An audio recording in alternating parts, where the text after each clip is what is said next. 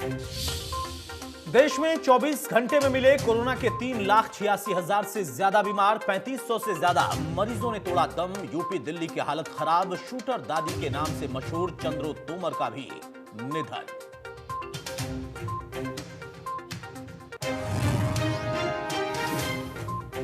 गुरुग्राम, फरीदाबाद समेत हरियाणा के 9 जिलों में वीकली लॉकडाउन। पंचकुला, सोनीपत और रोहतक के साथ साथ करनाल, हिसार में भी साप्ताहिक तालाबंदी। आज रात 10 बजे से सोमवार सुबह 5 बजे तक गैर जरूरी लोगों का बाहर निकलना पाबंद।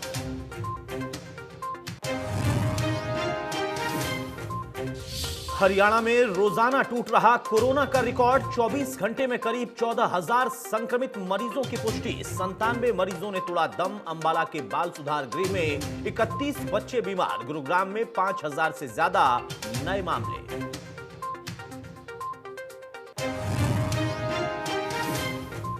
कल से 18 साल से ऊपर वालों को लगेगी वैक्सीन की डोज। टीके की कमी के चलते कई राज्यों ने खड़े किए हाथ। दिल्ली, महाराष्ट्र, राजस्थान और मध्य प्रदेश के पास नहीं है टीके का स्टॉक।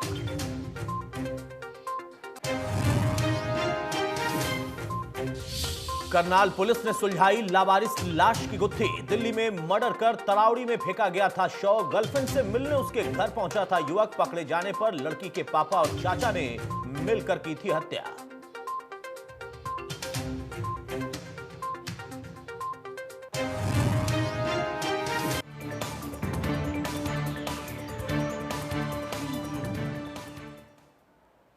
और चलिए अब देखते हैं खबरें फटाफट अंदाज में। देश भर में कोरोना महामारी के मामलों में लगातार बढ़ोतरी हो रही है। देश में 24 घंटे में 3,86,000 से ज्यादा नए केस मिले। 3,498 से ज्यादा मरीजों की जान चली गई। 2,97,000 से ज्यादा मरीज रिकवर हुए।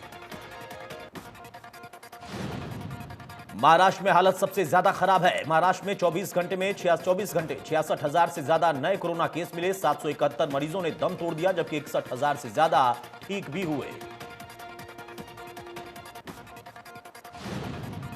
दिल्ली में कोरोना ने अब तक के सारे रिकॉर्ड तोड़ दिए हैं। दिल्ली में बीते 24 घंटे में कोरोना से रिकॉर्ड 395 लोगों की जान गई। हरियाणा में 80,000 के करीब एक्टिव केस पहुंचे। 24 घंटे में 12,000 से ज्यादा नए बीमारों की पुष्टि हुई। 95 लोगों की जान गई। दिल्ली से सटे जिलों की हालत खराब है।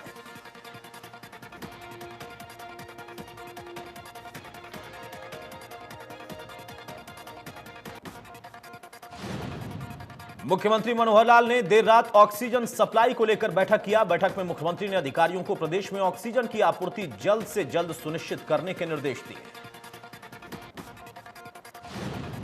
ऑक्सीजन के 2 टैंकर कल भुवनेश्वर से एयरलिफ्ट कराए गए थे, जबकि 2 टैंकर एयरलिफ्ट कराए गए हैं। भुवनेश्वर से ऑक्सीजन के टैंकर हरियाणा पहुंच जाएंगे। इसके अलावा कल ऑक्सीजन के 4 टैंकर राउरकेला प्लांट से भी पहुंच रहे हैं। उसके बाद हरियाणा में पर्याप्त मात्रा में ऑक्सीजन होगी। दरअसल मनोहर लाल सरकार ने विशेष आग्रह किया था। केंद्र की तरफ से हरियाणा का कोटा 70 मीट्रिक टन बढ़ाया गया और कुल 232 मीट्रिक टन कर दिया गया है।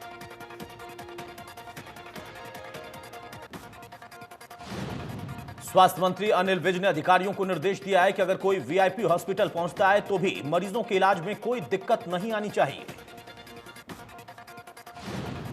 उन्होंने कहा कि मरीजों को सुविधाएं उपलब्ध करवाना सबकी प्राथमिकता होनी चाहिए। वीआईपी मूवमेंट के दौरान किसी की लापरवाही ना दिखाई दे। महम में साइंस सेंटर को कोविड सेंटर बनाया गया। कोविड सेंटर में 50 बेड होंगे। इसमें 30 पुरुषों के लिए और 20 महिलाओं के लिए। राज्यसभा सांसद रामचंद्र जांगड़ा ने बताया कि कोविड सेंटर में ऑक्सीजन, बिजली, पानी, खाने पीने तक का सब प्रबंध होगा। जांगड़ा ने कहा कि ऑक्सीजन की कमी नहीं होगी। उन्होंने बताया कि महम के तमाम अधिकारियों और समाज सेवी लोगों के साथ मीटिंग की गई, जिसमें देशव्यापी आपदा से सब मिलकर लड़ेंगे। वहीं सेंटर के साथ लगती किसान हवेली में पेशेंट के साथ आने वाले लोग रुक पाएंगे। कोरोना महामारी को लेकर हरियाणा कांग्रेस भी लोगों की मदद में जुटी है। प्रदेश कांग्रेस की तरफ से कमेटी का गठन किया गया, जिसका नाम है कोविड रिलीफ कमेटी। इस कमेटी की पार्टी प्रदेश प्रभारी विवेक बंसल ने मीटिंग ली। इस मीटिंग में कुमारी शैलजा भी मौजूद रहीं। वीडियो कॉन्फ्रेंसिंग के जरिए इस बैठक का आयोजन किया गया और लोगों की मदद करने की अपील की गई। चर्चित एंकर रोहित सरदाना नहीं रहे। आज दोपहर उनको हार्ट अटैक हुआ, उनका निधन हो गया। उनके परिवार में उनकी पत्नी और 2 बेटियां हैं।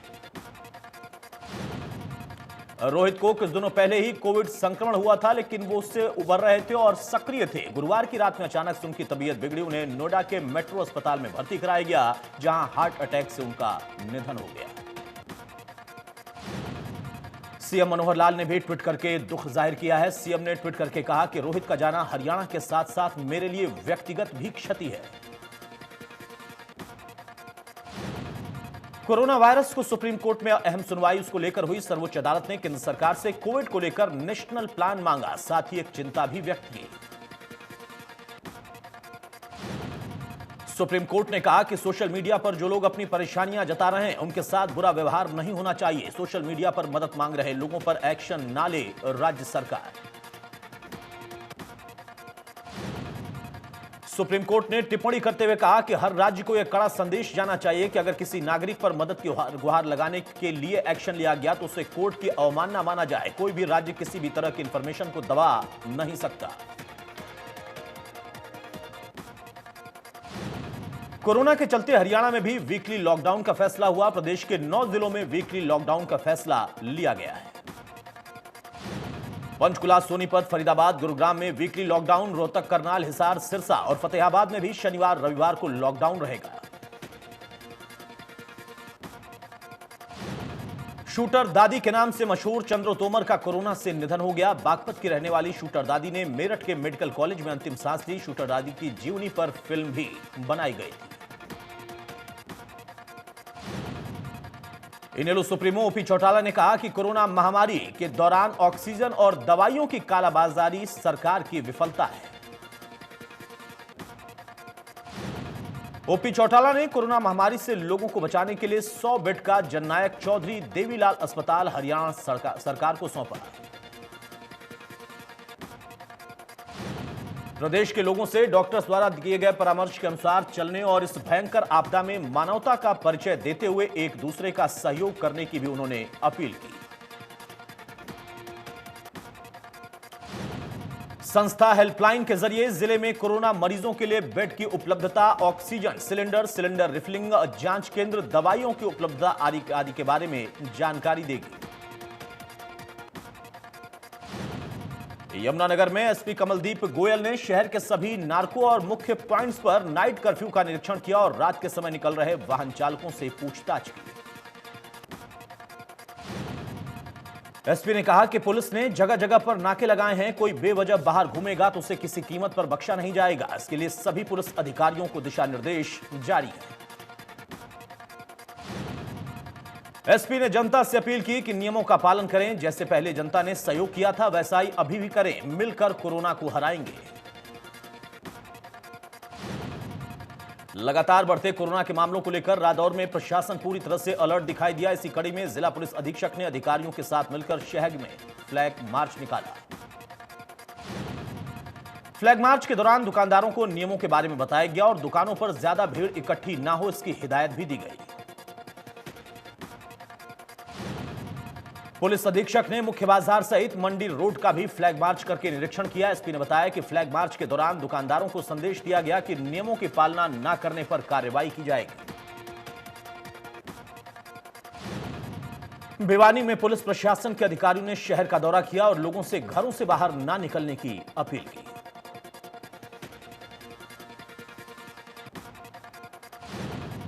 भिवानी के सेक्टर 13 और विद्यानगर को कंटेनमेंट जोन घोषित किया गया है। पुलिस अधिकारियों ने कंटेनमेंट जोन में हालात का जायजा लिया। चंडीगढ़ में डिपार्टमेंटल पावर परचेज कमेटी की बैठक हुई। इसमें कृषि मंत्री जेपी दलाल और परिवहन मंत्री मूलचंद शर्मा ने हिस्सा लिया। कृषि मंत्री जेपी दलाल ने कहा कि 82 लाख मीट्रिक टन के गेहूं की आवक मंडी में हो चुकी है और आधे से ज्यादा की पेमेंट किसान के खाते में जा चुकी है। कृषि मंत्री ने कहा कि किसानों का आभार है। इस कोरोना काल में भी मंडियों को अनाज से भरने का उन्होंने काम किया, वो भी बिना किसी अव्यवस्था के। ये पहली बार है कि किसान को उसकी फसल का लेट पेमेंट का ब्याज सहित भुगतान हो रहा है। परिवहन मंत्री मूलचंद शर्मा ने कहा कि 50% कैपेसिटी के साथ बसें चल रही हैं। दूसरे राज्यों के साथ तालमेल बना के रखा गया है। केंद्र और स्टेट की गाइडलाइंस की पालना भी हो रही है।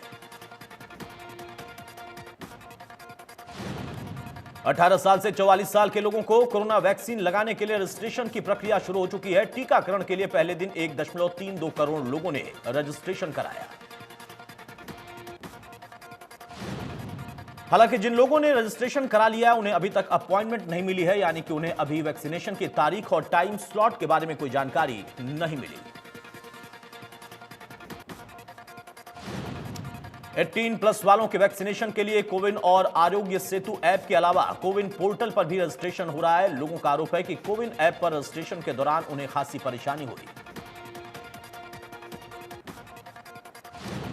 करनाल पुलिस की CIA 2 शाखा को बड़ी कामयाबी मिली। करनाल हाईवे पर तरावड़ी के पास 18 अप्रैल को बोरे में मिली लाश की पहचान हो गई। 18 वर्षीय युवक निक्की की दिल्ली में हत्या कर करनाल हाईवे पर उसे फेंक दिया गया था। प्रेम प्रसंग के चलते लड़की के परिवार वालों ने ही हत्याकांड को अंजाम दिया। पुलिस ने हत्या के आरोपियों को गिरफ्तार कर लिया।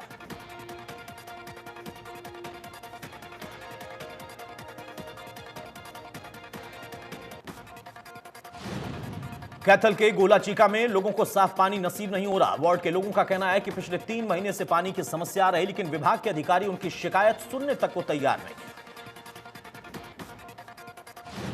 लोगों ने परेशान होकर प्रदर्शन किया। लोगों ने कहा कि अगर जल्द उनकी समस्या का समाधान नहीं हुआ तो अनिश्चितकालीन प्रदर्शन करने को मजबूर होंगे। फरीदाबाद के SGM नगर में 2 मंजिला मकान में इन्वर्टर की बैटरी फट गई। बैटरी फटने की वजह से आग लगी और मकान में दरारें पड़ गई। किसी की जान नहीं गई है। कोरोना महामारी में कैथल पुलिस की 5 गाड़ियां एम्बुलेंस के रूप में इस्तेमाल की जाएंगी। जिला पुलिस प्रशासन द्वारा पुलिस मुख्यालय की योजना डायल 112 के तहत जिले में 5 नई इनोवा गाड़ियां पहुंची।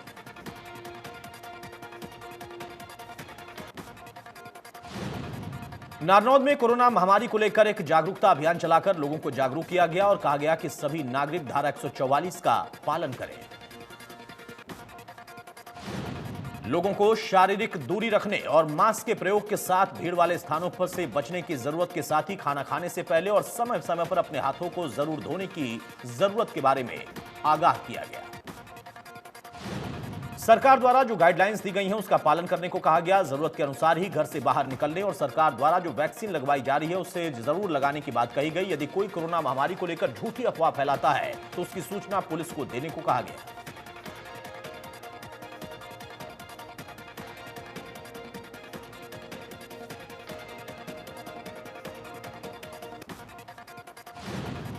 गुरुग्राम में कंटेनमेंट जोन की संख्या लगातार बढ़ाई जा रही है। जिला प्रशासन ने 70 से ज्यादा रिहायशी कॉलोनियों को कंटेनमेंट जोन में तब्दील किया है।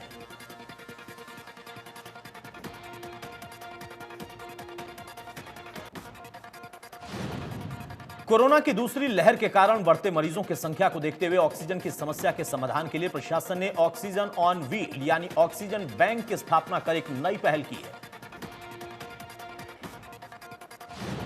जिला उपायुक्त ने लघु सचिवालय परिसर से ऑक्सीजन ऑन व्हील को रवाना किया और कहा कि यह गाड़ी सामान्य नागरिक अस्पताल में 24 घंटे उपलब्ध रहेगी।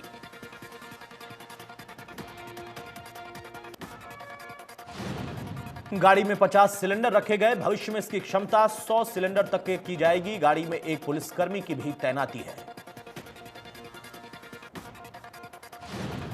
भिवानी में लगातार बढ़ रहे कोरोना केस के बीच पुलिस भी सख्त हो गई। पुलिस ने शहर में फ्लैग मार्च किया। इस दौरान पुलिस ने लोगों से अपील की कि जरूरी ना हो तो घर में ही रहें।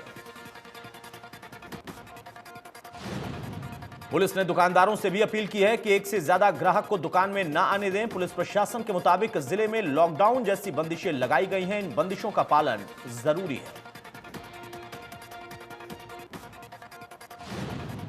चरखी दादरी में कोरोना के बढ़ते संक्रमण को लेकर सब्जी मंडी के व्यापारी सजग नजर आ रहे हैं। मंडी में मास्क का इस्तेमाल किया जा रहा है और सप्ताह में 2 बार सैनिटाइज किया जा रहा है।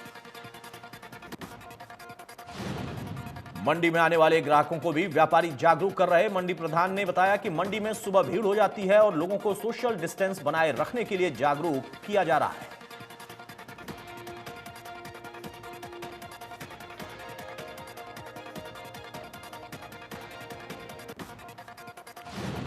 मुख्यमंत्री मनोहर लाल यमुनानगर पहुंचे, जहां उन्होंने अधिकारियों के साथ बैठक करके कोविड व्यवस्थाओं की समीक्षा की। प्रदेश में बढ़ते कोरोना संक्रमण के बाद सीएम व्यवस्थाओं का जायजा लेने पहुंचे थे।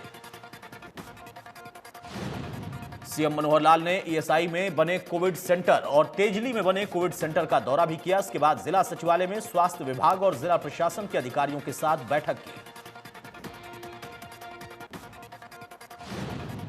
इससे पहले सीएम ने कोविड व्यवस्थाओं का जायजा लेने के लिए जींद, अंबाला, करनाल का भी दौरा किया। सीएम ने तमाम जिलों में अधिकारियों को दिशा निर्देश दिए। कोरोना के खिलाफ जारी जंग में वैक्सीनेशन का तीसरा चरण 1 मई से शुरू होना है, लेकिन राजस्थान में ऐसा नहीं हो पाएगा। राज्य सरकार के मुताबिक 15 मई से ही 18 से ज्यादा उम्र वालों को वैक्सीन लगाने की प्रक्रिया शुरू होगी। राजस्थान के अलावा महाराष्ट्र की ओर से भी साफ कर दिया गया कि 1 मई से वैक्सीनेशन का नया चरण शुरू नहीं होगा।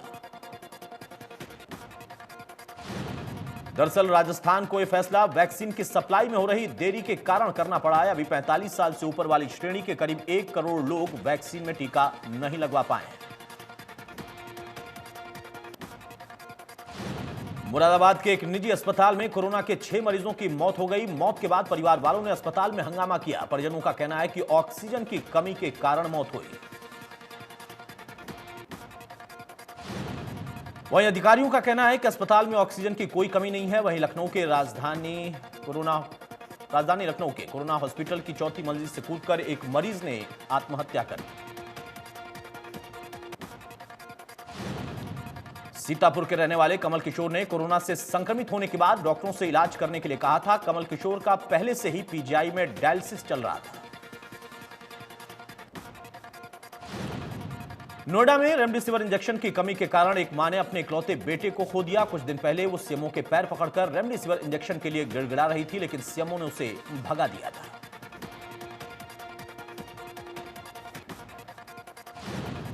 पूर्व प्रधानमंत्री डॉक्टर मनमोहन सिंह को कोरोना से रिकवर होने के बाद एम्स से डिस्चार्ज कर दिया गया। डॉक्टर सिंह 19 अप्रैल को संक्रमित होने के बाद एम्स में भर्ती हुए थे।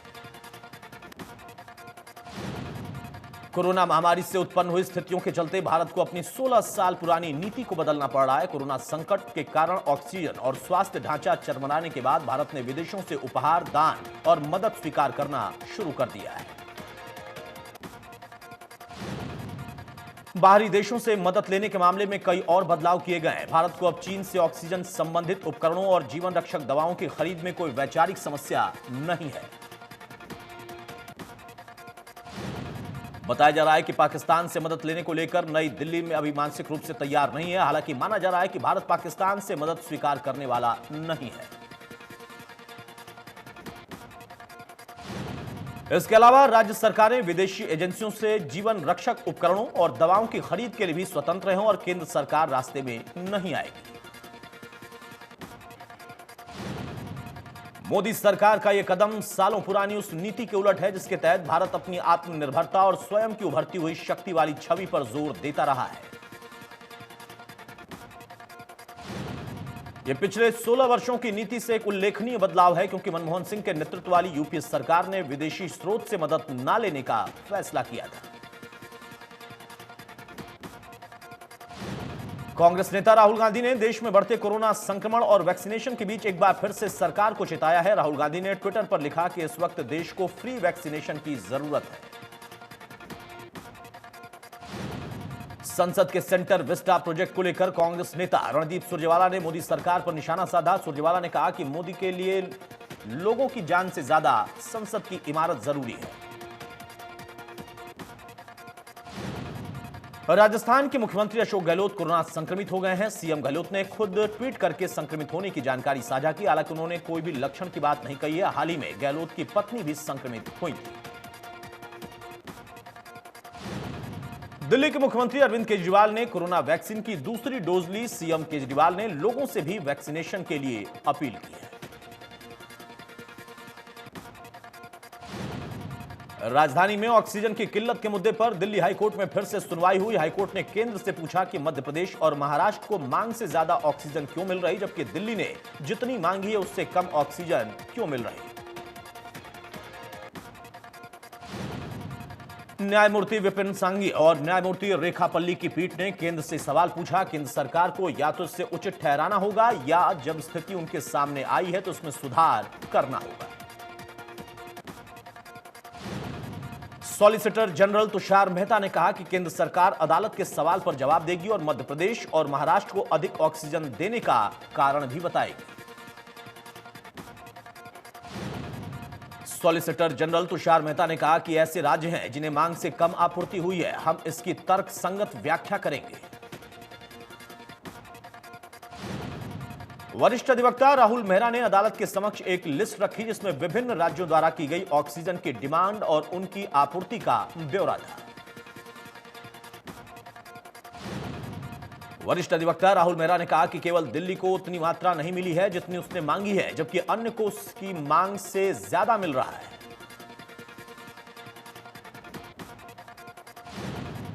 यूपी राज्य शिक्षक संगठन ने राज्य निर्वाचन आयोग को 577 शिक्षकों की लिस्ट सौंपी है। इसमें मौत पंचायत चुनाव में ड्यूटी के बाद हुई है। लिस्ट सौंपने के बाद राज्य शिक्षक संगठन ने 2 मई को होने वाली मतगणना को टालने की मांग की है।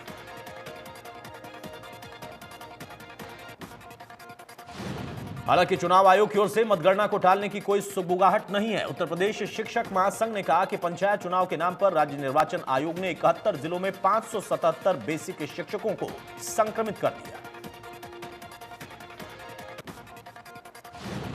राज्य शिक्षक संघ ने कहा कि हम उनका नाम चुनाव आयोग को सौंप रहे हैं। इससे पहले सरकार की ओर से सभी डीएम, एसपी और जिला निर्वाचन अधिकारी को एक सर्कुलर भेजा गया था। यूपी सरकार की ओर से भेजे गए सर्कुलर में special work officer SK Singh ने सभी डीएम, एसपी और जिला निर्वाचन अधिकारी से अपने जिले में कोरोना के कारण शिक्षकों की मौत के दावे की पड़ताल करने को कहा था। शिक्षक महासंघ ने कहा कि कई जिलों से अभी टीचर के स्वास्थ्य के बारे में जानकारी आनी बाकी है। लोग डरे हैं, उनको लगता है कि कहीं उनके परिजन भी संक्रमित ना हो जाएं। अभी हालत गंभीर है। राज्य निर्वाचन आयोग की लापरवाही का जिक्र करते हुए शिक्षक संघ ने कहा कि अगर मतगणना को टाला नहीं जाता है तो हम इसका बहिष्कार करेंगे और इसके लिए बाध्य होंगे।